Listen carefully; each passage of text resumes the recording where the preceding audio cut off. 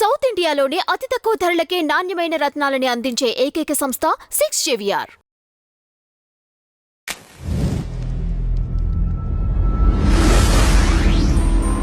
నమస్కారం నాగార్జున గారు. నమస్తే అంజీ గారు. పుష్ప ఎఫెక్ట్కి ఈ ఫిలిం ఇండస్ట్రీ ఏపీకి తరలిల్లే అవకాశం ఉంది అనే వార్తలు వినపడుతున్నాయండి. అంటే జనరల్గా అంజీ గారు శ్మశాన వైరాగ్యం అని ఒక పదం ఉంది.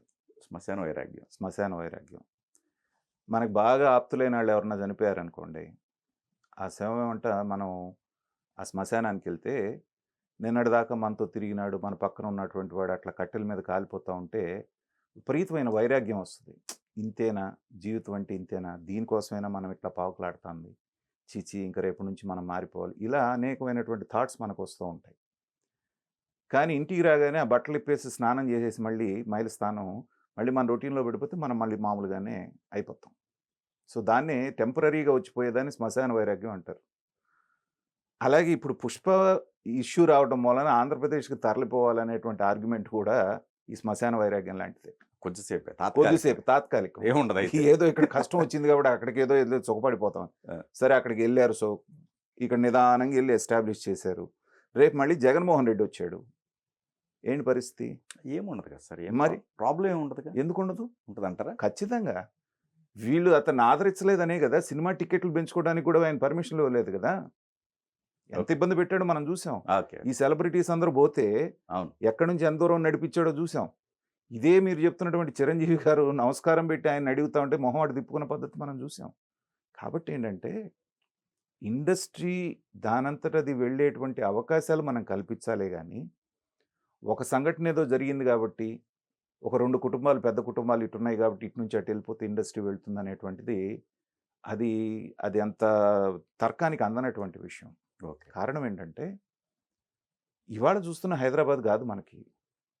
దాదాపు 30 ఏళ్ల క్రితం ఉన్నటువంటి హైదరాబాద్ ఎలా ఉంది?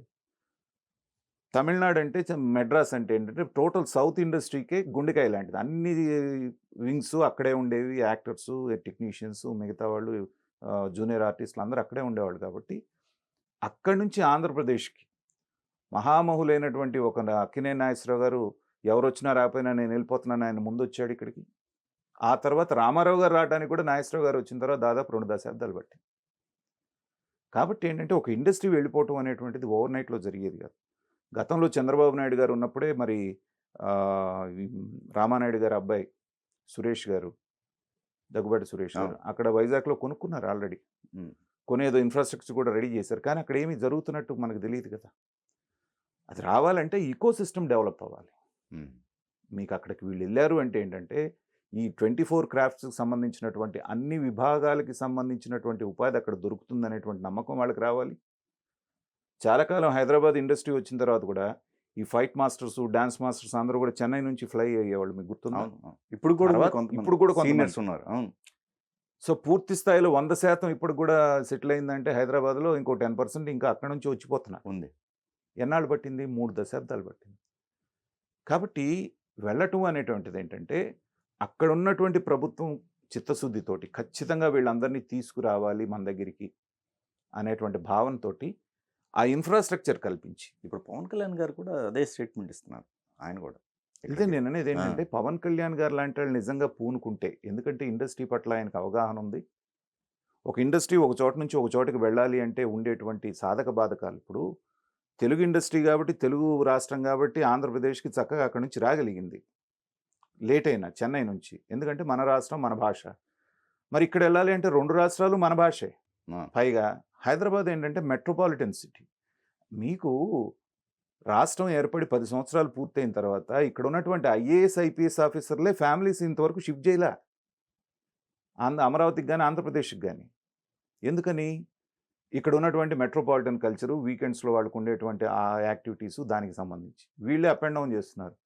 అలాంటిది పూర్తి స్థాయిలో ఇక్కడ ఎస్టాబ్లిష్ అయిన తర్వాత వీళ్ళంటే సరే వెళ్తారు, వస్తారు, పొద్దున బయలుదేరితే వెళ్ళిపోయి షూటింగ్ చేసుకొని రావడానికి ఇక్కడ నుంచి చేయొచ్చు.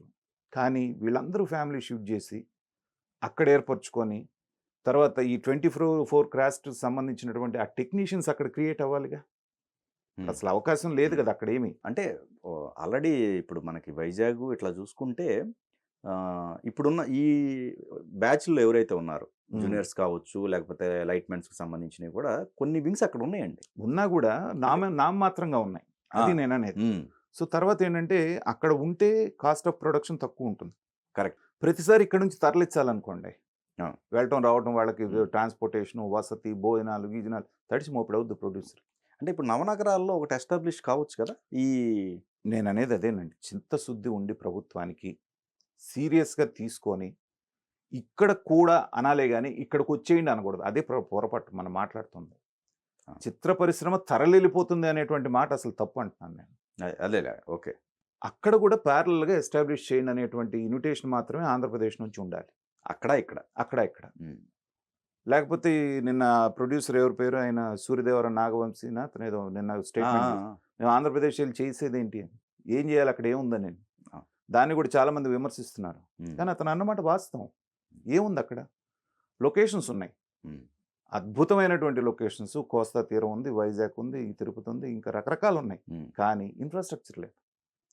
కాబట్టి ప్రభుత్వం ఏంటంటే దాని మీద కూడా ఒక్కొక్క కార్యాచరణ తీసుకొని మీరు ఇక్కడ కూడా కొంత రండి. ఎందుకంటే ఇక్కడ నుంచి కూడా మీకు రెవెన్యూ వస్తుంది కాబట్టి గతంలో ఏం చేసేవాళ్ళు, ఇక్కడ ఇంత శాతం మీరు షూట్ చేస్తే మీకు ఈ రాయితీ ఇస్తాం అనేవాళ్ళు. అలాగే మీరు కండిషన్ పెట్టండి. 50% అయినా సరే ఇక్కడ జరగాలి అనేటువంటి ఒక కండిషన్ పెడితే వచ్చినోడికి రాయితీ ఇవ్వండి. అట్లా కొంతమందన్నా రాయితీ కోసం వచ్చేవాళ్ళు ఉంటారు. లేదు మాకు రాయితీ అవసరం లేదన్నాడు ఎక్కడంటే అక్కడ తీసుకుంటాడు. ఇలాంటి స్టెప్స్ అనే బేబీ స్టెప్స్ తీసుకొని వన్ బై వన్ వెళ్ళాల్సిందే కానీ సడన్‌గా మీరు తలరలండి అంటే ఏంటంటే అది నెగెటివ్ ఇంపాక్ట్ చూపించేటువంటి అవకాశం ఉంది. ఇప్పుడు ఆ పిలుపు 1, 2 సార్లు ఇస్తే కూడా ఇక్కడ ఉన్నటువంటి తెలంగాణ ప్రభుత్వానికి కూడా కోపం రావచ్చు. ఎందుకంటే తెలంగాణలో ఉన్నటువంటి అత్యధికమైనటువంటి మిగతా అనేక రకాలున్న సినీ ఇండస్ట్రీ కూడా ఒక ప్రైడ్ వాళ్ళకి. కోమటిరెడ్డి గారు చెప్పారుగా. హ్మ్. హ్మ్. అంటే ఎక్కడికెళ్ళట్లేదు. ఎక్కడికి వెళ్ళనివ్వరు ఏడే కూడా. ఏడే ఉంటారు. ఎక్కడికి వెళ్ళనివ్వరు కూడా. ఎందుకంటే ఎళ్ళనివ్వరు. అవును. తరలిపోయిందంటే వాళ్ళకి కూడా నామోషి కదా! అవును. కాబట్టి ఏంటంటే ఇందాక నేను అన్నట్టు ఇలాంటి సంఘటనలు జరిగినప్పుడు ఆ శ్మశాన వైరాగ్యం, తాత్కాలిక వైరాగ్యం వచ్చి అనుకోవటం వాస్తవమే గానీ, దీనికి ఒక దీర్ఘకాలికమైన కార్యాచరణ పెట్టుకొని ఆ ఆంధ్రప్రదేశ్ గవర్నమెంట్ పూర్తి స్థాయిలో ఇన్‌ఫ్రాస్ట్రక్చర్ రెడీ చేస్తే మీరు వద్దంటే కూడా వస్తారు. అంతెందుకండి ఇవాళ రామోజీ ఫిల్మ్ సిటీ ఉంది 2000 ఎకరాల్లో. ఎవరైనా పిలిచారా రమ్మని?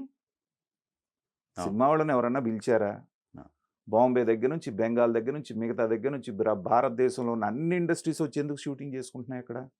రామోజీరావు గారు ఒక్కళ్ళకి ఇన్విటేషన్ పంపించలే వచ్చి మా దగ్గర చేసుకోండయ్యా మీరని. Right. World class infrastructure ready చేశాడు 2000 ఎకరాల్లో ఆయన సొంత డబ్బులు పెట్టి. మరి ఇవాళ అది రాష్ట్రానికే కాదు దేశానికే తలమానికమైనటువంటి ఒక వ్యవస్థలాగా అవ్వలా?